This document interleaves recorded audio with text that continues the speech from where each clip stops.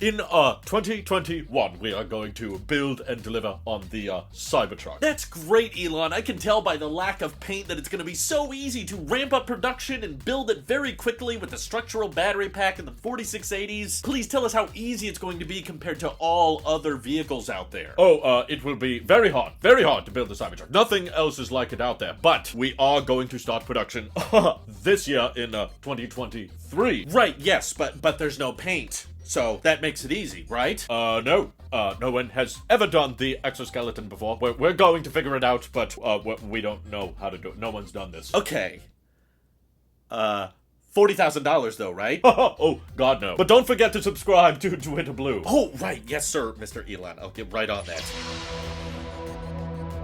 So February had a lot of little hints, a lot of little nuggets that I've decided to compile into Valentine's Day video as a little love letter to all of you Cybertruck enthusiasts out there. So for one, as I reported before, we had a couple of sightings, but we got a couple more since my last video where we actually saw Tesla loading up around maybe 6 to 8 tires that looked pretty massive in the back of the Cybertruck bed, which does point to the idea that Tesla is not compromising on the Cybertruck bed size, even though the proportions of these prototypes do look a little bit weird. Elon clarified basically on Twitter that these were not the production models because he said that there will be a light bar across the back, more in line to what the original prototype has. So because these were spotted in Palo Alto, that means they are not Delta prototypes, meaning they're not using production grade equipment. These are likely hand-built things thrown together, likely reusing a lot of, Model X plaid parts, because from the Cybertrucks we've seen at Tesla events, they tend to have the older charge plug in the back and have an interior that feels very reminiscent of the Model X, and even have Model X elements on the internal display. Might just be easier for the software engineers to build on top of heavily modified Model X's because the Cybertruck has self-presenting doors just like the Model X does. But likewise, while Elon is still doubling down on Cybertruck production to begin this year, just like I said in the skit, he did clarify that this will be a very difficult truck to build. Most of that being due to the fact that there's really nothing else like it that they've ever built or anyone has ever built, which in my mind, Elon tends to be overly optimistic. So if he's the kind of guy that's doubling down on, yeah, this is gonna take a very long time to ramp, and that's what he mentioned in the last earnings calls, like, yes, production will begin this year, but volume production won't be until 2024. This is, in my opinion, him kind of warning us to not pay much attention to Cybertruck production or even delivery numbers this year, because they're not gonna be able to build that many of them. And again, if you don't have that much in supply and demand is really high, you can basically charge whatever you want. And I think that without directly saying it, Elon might be alluding to the idea that Cybertruck production will start this year, but just like how Tesla kept the first Model Y internal just for employee use for several months before first deliveries, I think it's quite likely that Tesla could deliver Cybertrucks just inside the company, and we won't have any official customer deliveries being done for many months, and possibly not even until 2024, which means Tesla could have a Cybertruck delivery event and not even tell us what the Cybertruck cost. If you think that's crazy, just remember they've done it already twice, both with the 4680 Model Y, which didn't get a price reveal until much later, and with the Tesla Semi, which is now in production, and they're delivering them, and they're in use, but we still don't know what they cost or what Pepsi paid for them. Probably part of some NDA thing that Tesla could apply to the Cybertruck as well. But before you all get complaining about vaporware, the good news is Tesla is still continuing to make motions on tooling the Cybertruck assembly line, and we can see that thanks to Joe Tegmeyer flying around the factory. We're seeing these big robotic arms arrive, and because Model Y production is in full swing, my guess is these new robotic arms showing up are specifically for the Cybertruck, probably not the Model Y, and they're posting job applications for quality control supervisors for Cybertruck stamping pieces specifically. So this is not just a general job posting, they are explicitly stating that this will be used directly for the Cybertruck assembly line. So again, that's another good sign that production is nearing. But from comments of the Tesla chief of design Franz on the Ryan McCaffrey Ride the Lightning podcast, it should be noted that even though we're getting more prototype sightings at Palo Alto, because those are not using production grade equipment and things, Franz is probably right in that pencils are never quite down with Cybertruck. That's a question that keeps coming up a lot, like, is the Cybertruck design finalized? And the truth is, probably not. They're still probably making some tweaks, as Elon has mentioned. There's little things they're still updating to it. But on that same note, keep in mind the Model 3 design is also not finalized, and the Model Y design is not finalized. All of Tesla's vehicles are constantly getting iterative updates directly from the factory line, and Tesla has always said they don't wait for big model years to do giant refreshes. They tend to just implement changes as soon as they possibly can, as long as it doesn't shut down the assembly line, and if there's something that can reduce cost or reduce complexity, they will implement it right away, which of course there's pros and cons